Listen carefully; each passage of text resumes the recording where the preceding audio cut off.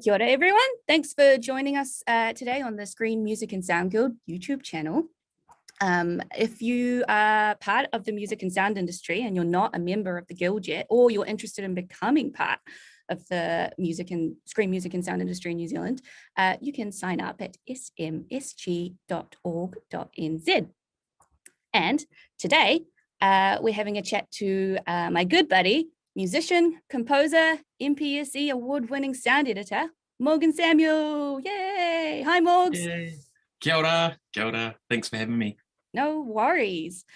So Morgs and I met many years ago because you were based in Wellington doing film work down there for a few years, weren't you? And you've recently moved, well, not recently, it's still been a few years because we're getting old now. I know. A few years ago, moved to Te Wānanga to become the king in the north. Yeah. So what are you up to now, Morgs? My move to Te Wānanga was in 2015 after I finished up the third Hobbit film, and now I'm working at Te Wānanga Aotearoa, which is a Māori education provider, tertiary education provider, and that's based here in Te Wānanga as well. And so that's my 9-to-5 job. I'm a sound engineer, sound recordist, musician, kind of anything sound related for our internal media team. And I also have my own freelance clients. I do a fair bit of work for a animation studio based in Brighton called Cub Studio. They do a lot of sports branding and a lot of sort of digital startup. Pretty much 100% animation work, and that involves sound effects, mix, and music. And so I do that in my own time once everybody's gone to bed at home from my home studio in the evenings. Wow, so you're building everything for these animations. So you're composing from scratch. You're building from a big library of pre-designed sounds? Yep, it's a bit of a mixture sometimes. So with the animation stuff, sometimes they do provide me with production music that they've already selected. Sometimes they want bespoke music composed. That's not as common, but yeah, I do get a bit of that. I always like those because you can have a lot of fun when you can kind of drive it from a musical narrative. But probably most of the work I do for them is sound effects. Right. Yeah, a lot of editing, a lot of designing, and then slamming the VO, making it nice and loud and clear and crisp, and then sending the mix over, which is really cool because I can do it remotely. You know, I'm working with big brands like Facebook and NFL, and just did a job for the Winter Olympics, the Canadian Olympic team. It's quite a cool feeling, doing it in my little room out in rural Te Wānanga area, and then sending it off to the big bag world via the internet, and off it goes, and then it appears on millions of people's screens. It's quite a cool feeling. Right. So are they all made for web? For the web? It's a mixture. So I know the NFL stuff that we do during the season. A lot of that stuff goes to broadcast, but yeah, primarily the end audience or end use for those videos is online. Yeah. I guess that's great as well, because if they're based in the UK, they can, with the time zone difference and whatnot, they can pretty much get that stuff overnight, right? And they do. Yeah, they love it. They'll send me something at the end of their Thursday, knowing that that's my Friday morning.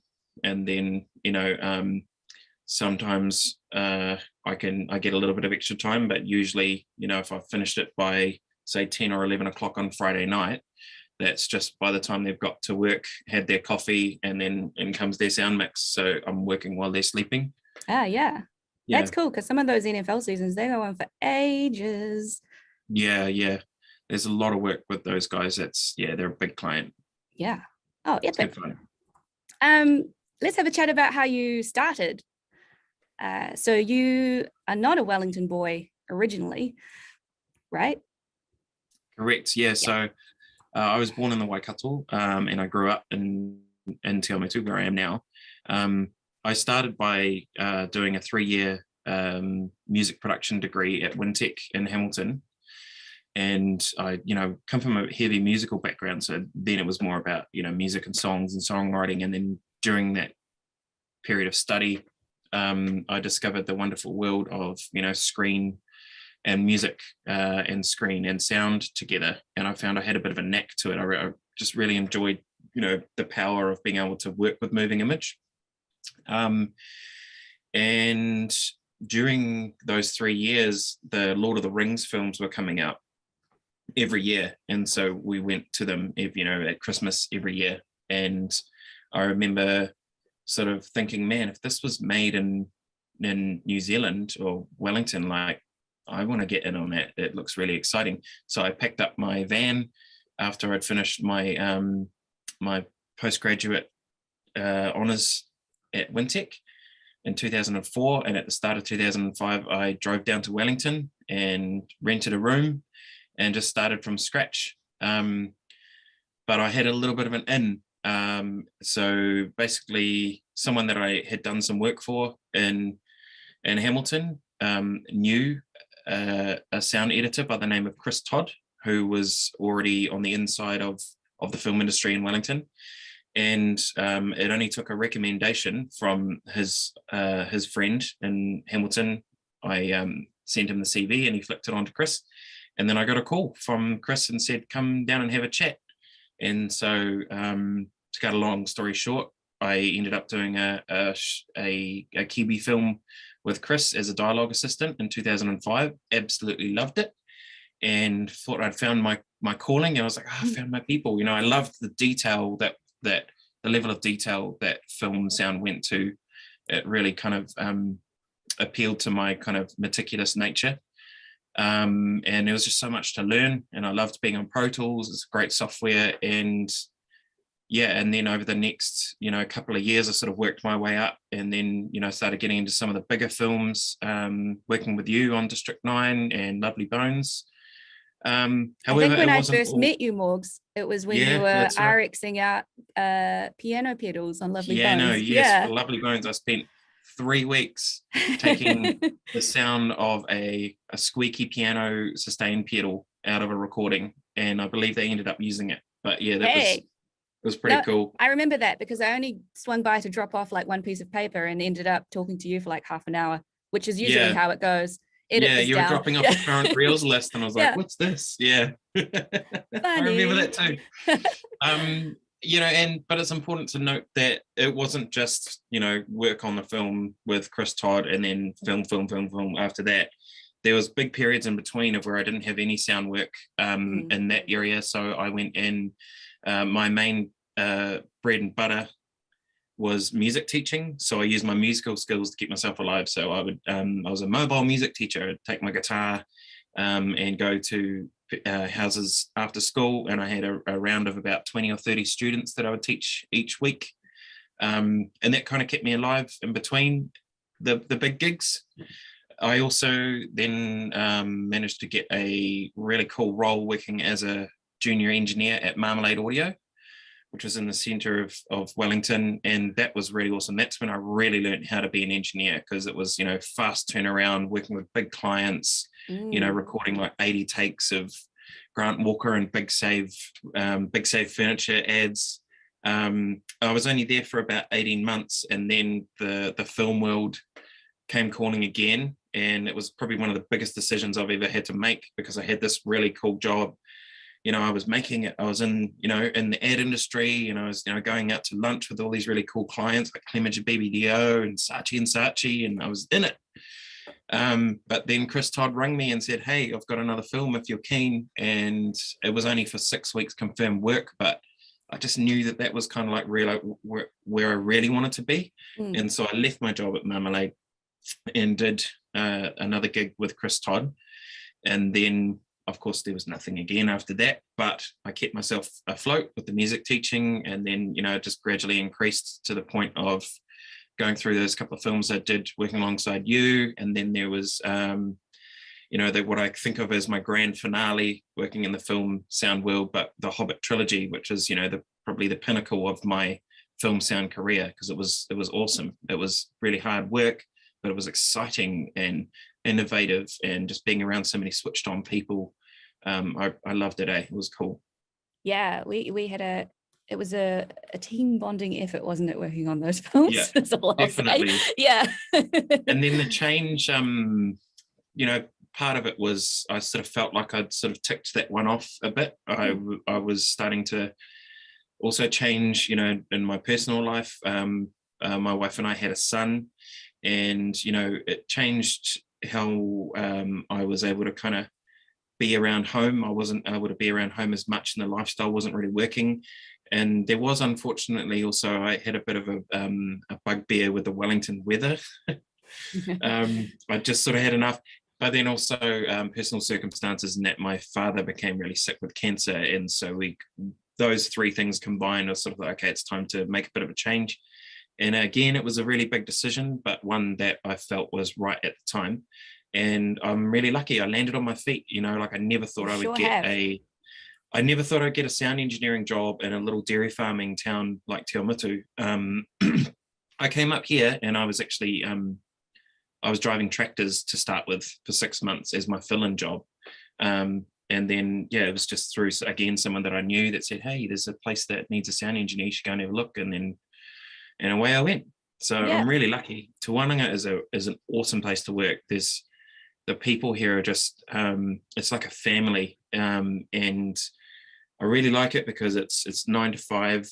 It's not too taxing on my mental state, and it's also really, really varied. We get to do a lot of different stuff, and I enjoy working in the education industry too. It's cool, sort of feeling like you know, creating something that's going to be used to teach somebody something. Passing on knowledge is pretty cool. Are you teaching students to use the studio at the Wānanga? No, we don't have that. No, we don't run any audio or media courses. What I am here to do is I'm actually we've got an internal media team. So there's a marketing department where they have all the pamphlets and they deal with recruitment and ads and signing up students. And then we're the media team that's within that. So we've got a couple of camera operators, we've got a couple of video editors, there's 2 soundies, a whole team of graphic designers, and we basically make all of the media for Te Wānanga, Aotearoa, our marketing material. So any TV ads, radio ads, Facebook posts, pamphlets, online digital advertising, big bus backs, billboards, all of that stuff, we all do ourselves. It's much cheaper for them to have their own team doing it because we have 30,000 students. It's a lot of material to create for marketing. But the other part of what I do, or what we do, is student resources. So we create educational, informative videos about any given topic. So let's say someone signs up for, I don't know, a beginner language course that might be a taught from home. So it's got home-based learning, correspondence. If you sign up for that, then, a couple of days later, you'll get a nice, label box with the Wānanga logo on it, and you open it up and there's all of the material that you need. So you've got your workbooks and your resources to look at, read and listen to and watch. That will come in the form of a USB stick. Sometimes it will be in form of a PDF with a link to click, and then you go to a YouTube video. And so let's say you open it up, you're going to start this course. It's like, right, okay. Click on the video and you watch it, and then you'd watch the video.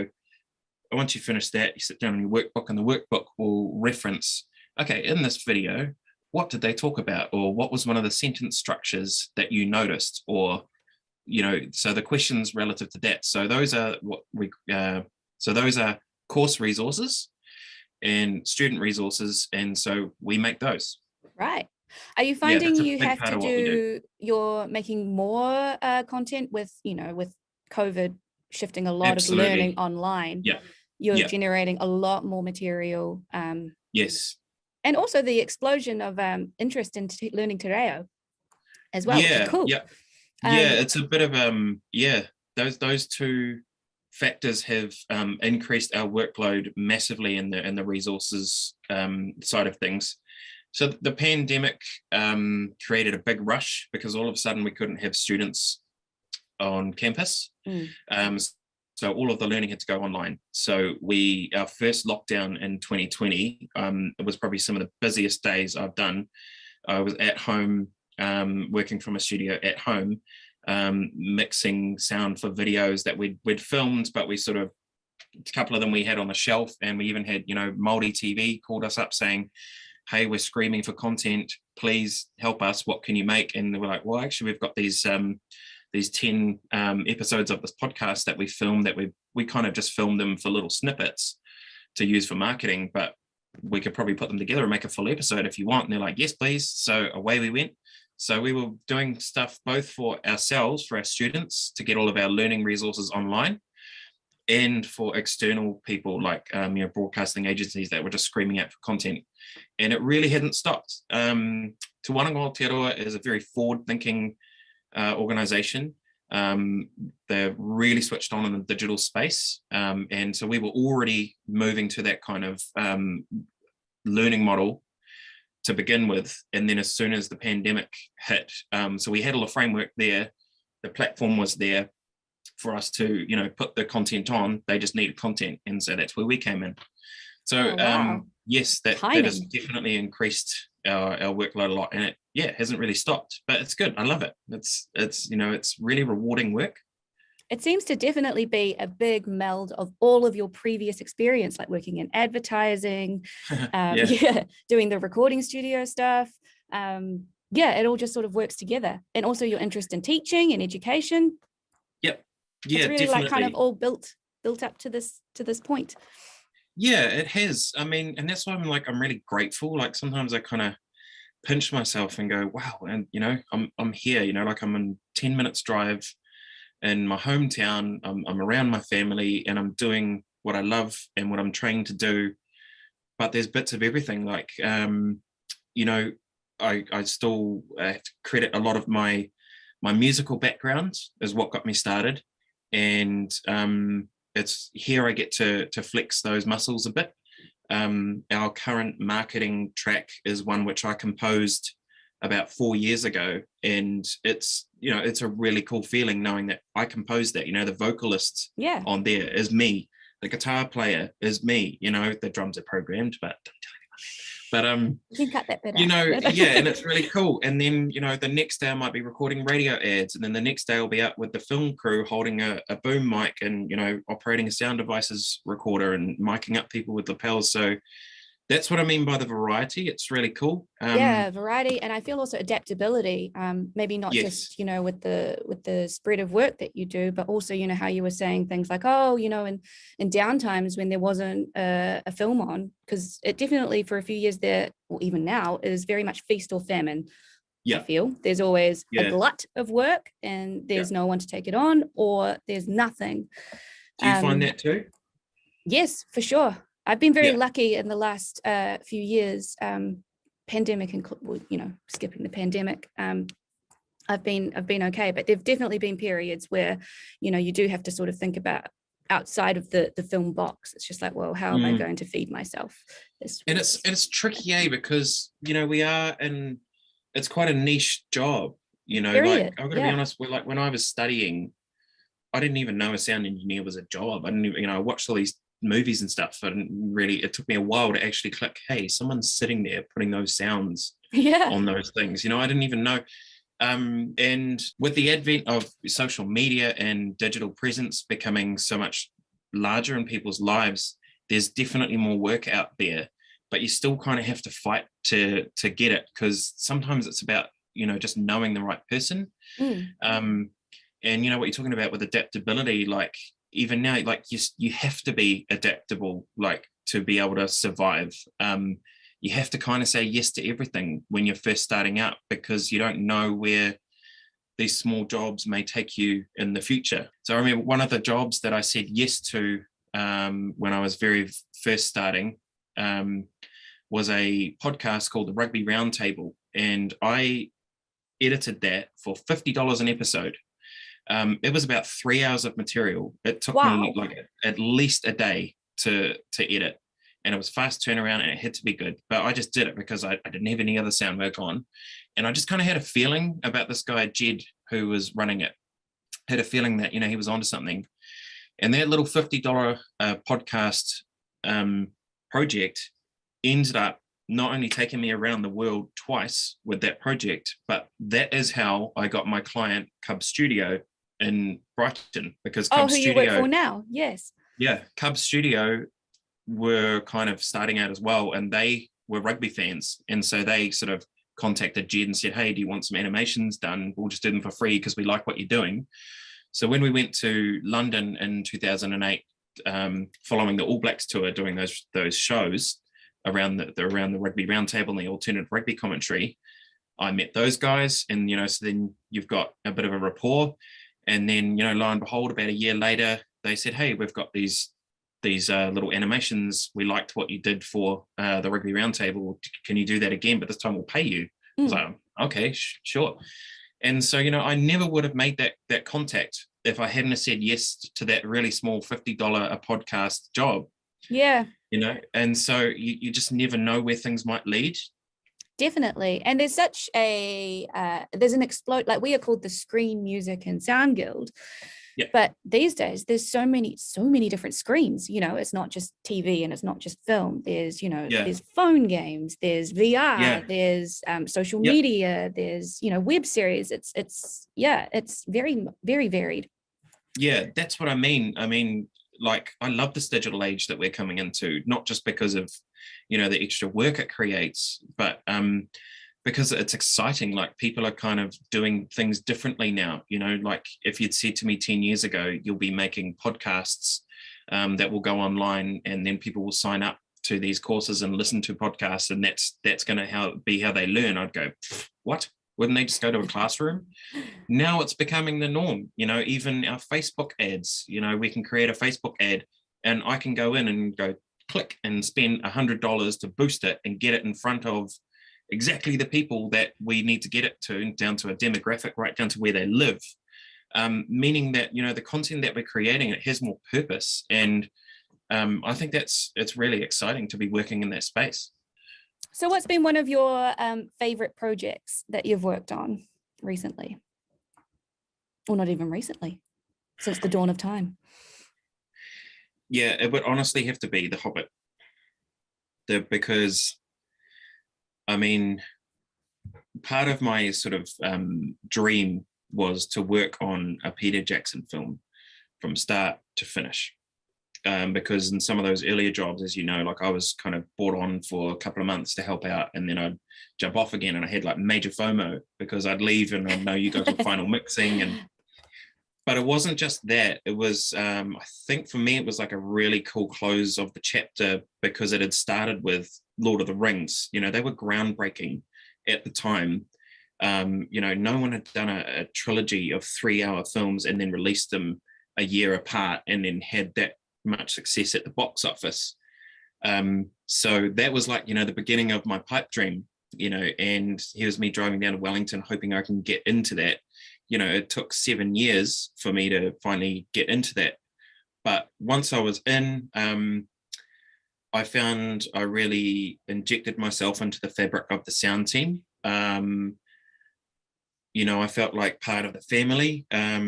And I really enjoyed a lot of the background work that I did with databasing and learning how to do a little bit of computer programming, because my role, so I was a dialogue assistant, and that required a huge amount of admin stuff, as well as, actually cutting in Pro Tools.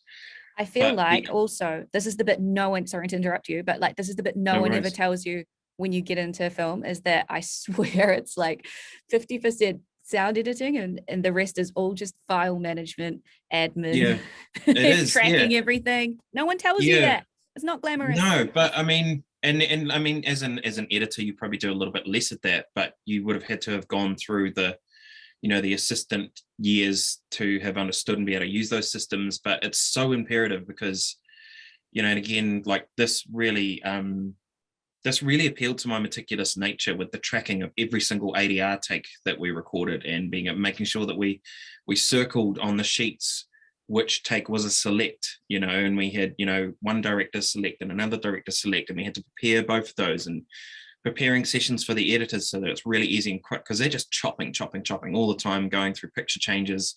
And so all of that admin stuff in the background, the databases, the ADR prep, the ADR processing, metadata, all of those things I loved it because I could see the impact that was happening.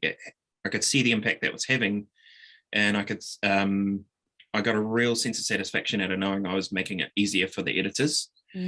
The other part that I would have to say is the other reason that The Hobbit was a favorite of mine was because we really got to sink our teeth in. It was 3 years of work, which is very unusual. But we were there in it for that long, and you kind of become part of the furniture in the best way possible. And then probably the other part, and this is a little bit fanboy of me, but I loved working with famous actors. Like, they're just people, they are, but they're incredibly talented people. And I just love working with anyone that is, a master at their craft, and someone who can, like Ian McKellen, who, you could ask him to, just deliver that same line, but a few pitches down in tone, and he'd go, yep, and then he'd do it. And that would totally change the performance and change the feeling of the scene. That craft, particularly in the dialogue world, and working with, wasn't just the fact that they were famous, that was cool too. It was just the fact that they were so good at what they did. I was just sitting there in awe, like Martin Freeman, Orlando Bloom, Benedict Cumberbatch. They're all, I can remember that session that we did when Benedict came in and did a couple of days of Smaug dialogue. And do you remember how we had all of those microphones set up along the front of the stage, because he was so in the character that he had to crawl around. We set up a riser for him, and he was crawling around like a dragon. He wasn't just standing in front of the microphone putting on his Smaug voice. He was actually being Smaug in human form. And I can remember this one moment, I'm sitting in the corner next to the recorder marking off takes, and he kind of looked over, and he's kind of got these like dragonish eyes, and he like looked right at me, and I was like, ooh, I felt like Smaug was looking at me. Just that, it was exciting. It was so cool. I mean, it's hard work, because it can be long hours sometimes, but was so rewarding. And like, I'm really, really proud that I was part of those projects. That's something, huge part. Yeah. And I feel privileged that I got that opportunity as well. But and the reason that I left was not because I didn't like it. It was just, I felt like it was time for a little bit of a change in direction. And I knew that if I tried hard enough to wherever I went, I would be able to use my skills somewhere else. I've been very lucky in that I was able to find this opportunity at Te Wānanga, Aotearoa. But if it hadn't have been that, I would have found another way. You just got to be persistent and keep saying yes to things, and you develop relationships with people, and you send emails, and you just make sure you keep in contact with people, because you never know what might happen. Definitely. And I mean, you're a testament also showing that, you don't have to work in Auckland or Wellington, a main centre to have this thing sort of happen. I mean, look where we are these days. Remote work is so hot right now. Yep. And with the advent of streaming, it's you can be working, like you say, you're doing your work for your UK clients. The same thing goes for, shows from Netflix, shows from Amazon, shows from Disney. Yeah. They're all getting posted not where they shot them. Yeah. And it's not just because of the pandemic, but I think because people are starting to realize that it's a bit more of an efficient way to work. Like, I'll be honest, I'd rather come to work and work with people in a team for, have that social interaction. But, sometimes that's not needed.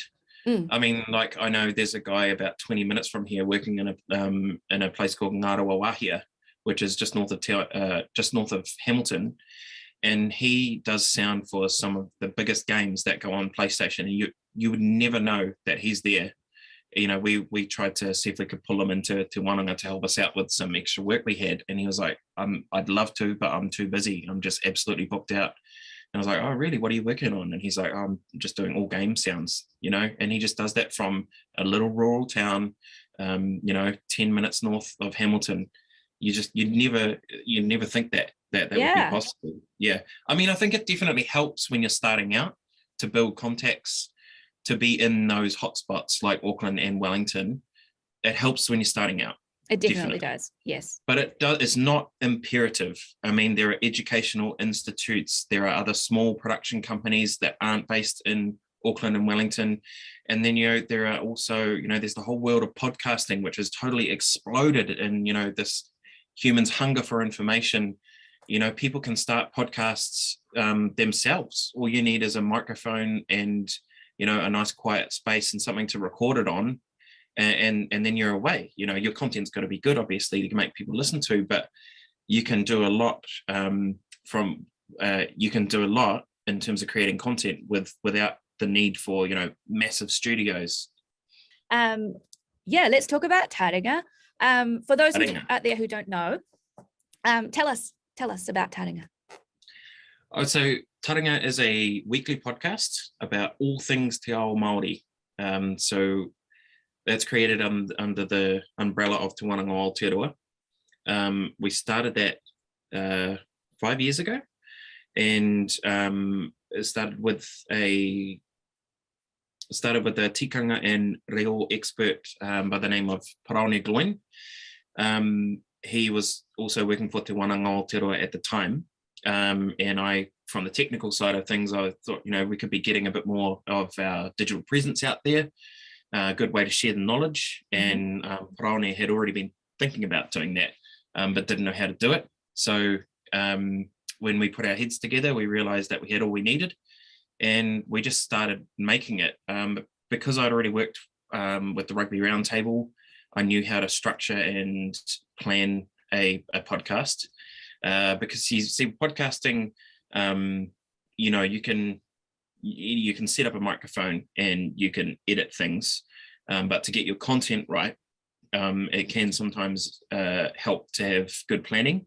And so my meticulous nature of databasing from Film World sort of came into play. And yeah, we've had a really positive response since starting in 2017.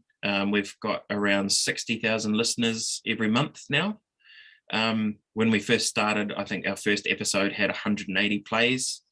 And they're from all around the world as well, right? Like I've heard some of the shout outs, at the ends of episodes, people on the other side of the world. Yeah, in countries that we didn't even know existed. That's right. And it's a bit of a passion project. Our main aim for taringa is actually just to share mātauranga Māori. So mātauranga Māori is Māori knowledge. Cool. And so Paraone Gloin is an expert in himself. He has a wealth of knowledge and historical, memories that he can call on, and experiences culturally that he can use to share his experiences. But we also have special guests that come on that talk about, subject matter experts. So we had a whole series of where we covered toi or art, Māori art. So, we had one on tonga pōro, we had one on raranga, which is weaving. For those, we will actually get an expert in who is practicing in that, and we speak to them about it.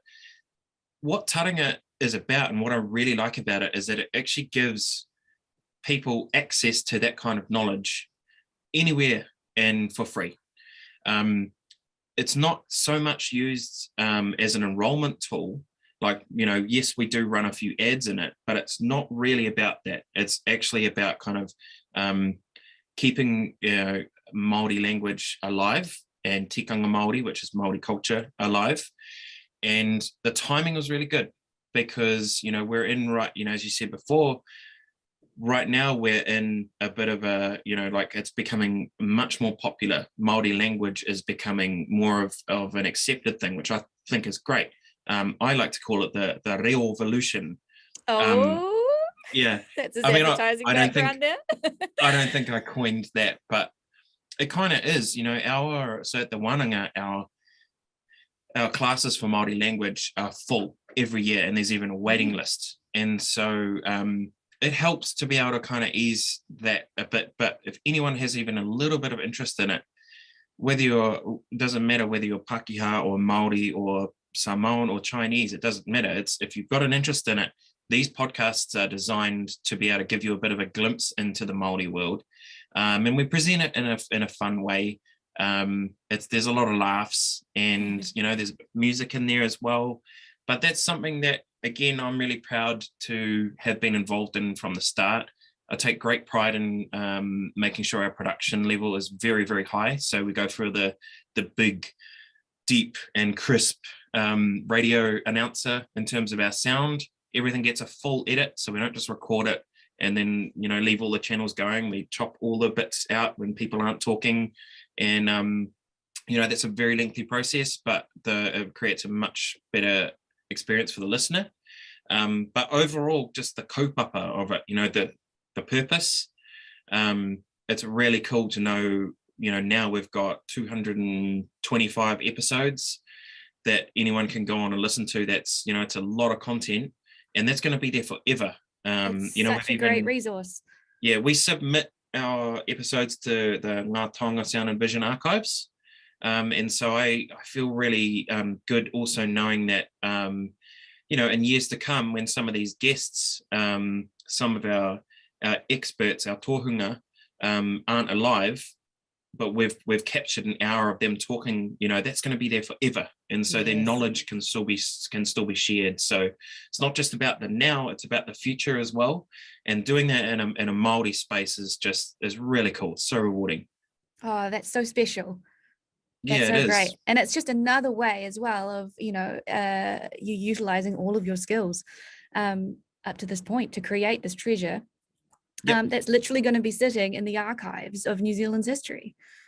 Yeah, it's really cool. So I really want to emphasize that that there are so many different avenues that people can go down, not just in the sound world, but in the media world in general.